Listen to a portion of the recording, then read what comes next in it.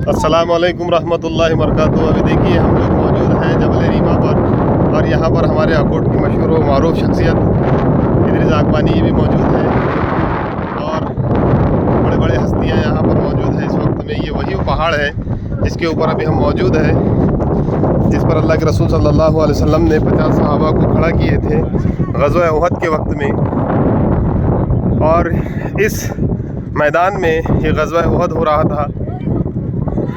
जब मुसलमानों को शुरू में फ़तह हुई तो मुसलमान ये समझे कि अब हमको फ़तह हो चुकी है, इसलिए माल गनीमत को लूटने के लिए नीचे उतरा जाए।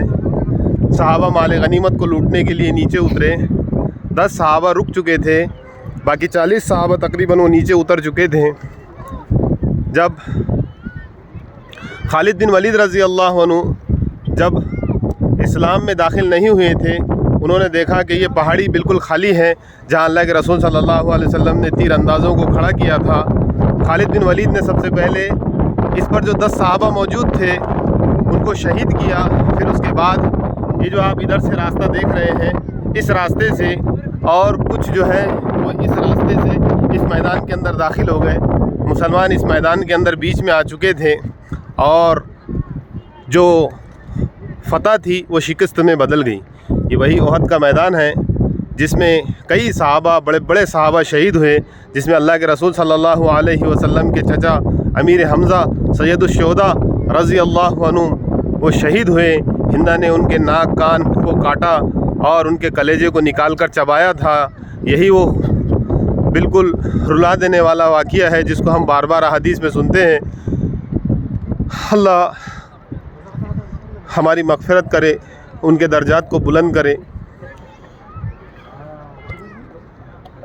यही वो मैदान है जो इस्लाम का शियार और इस्लाम की बका के लिए जिन लोगों ने अपने जानों की कुर्बानी दिए हैं, वो यहाँ पर इस कब्रस्तान के अंदर दफन है। जो आप देख रहे हैं एक बड़ी सी कब्र, जिसमें 66 सहाबा एक साथ जो है जिसमें उनको दफन किया गया था, और 3 सहाबी जो है वो सामने जो है दफन किए गए हैं। हज़रत अमीर हमज़ा रज़ी अल्लाह अन्हु एक कब्र में, और फिर बाजू में जो दूसरी 2 कब्रें एक साथ है, जिसमें मुसैब बिन उमैर रज़ी अल्लाह अन्हु और अब्दुल्ला बिन जहश रज़ी अल्लाह अन्हु मदफन हैं।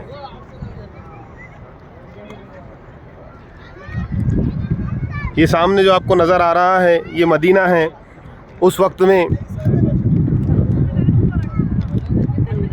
मदीना में जब ये ख़बर पहुंची कि इस्लाम को जो है शिकस्त हो रही है,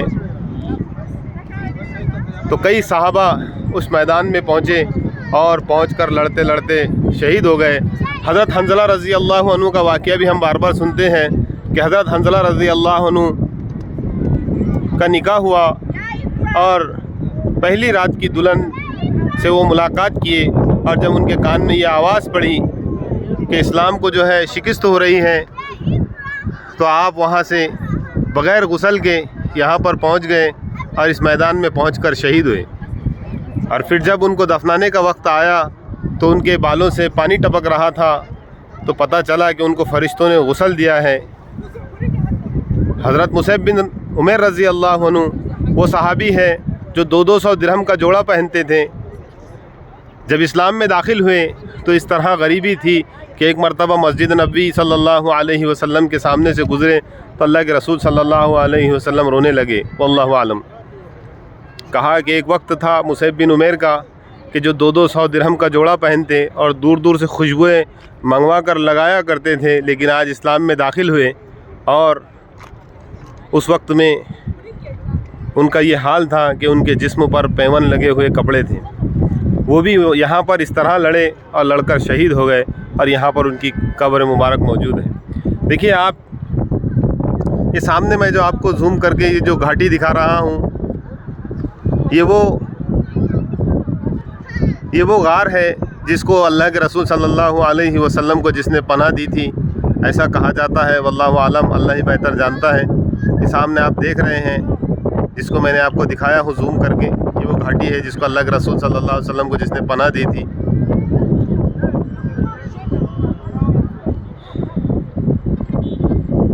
ये है बदर का मैदान, उहद का मैदान जिसको आप देख रहे हैं।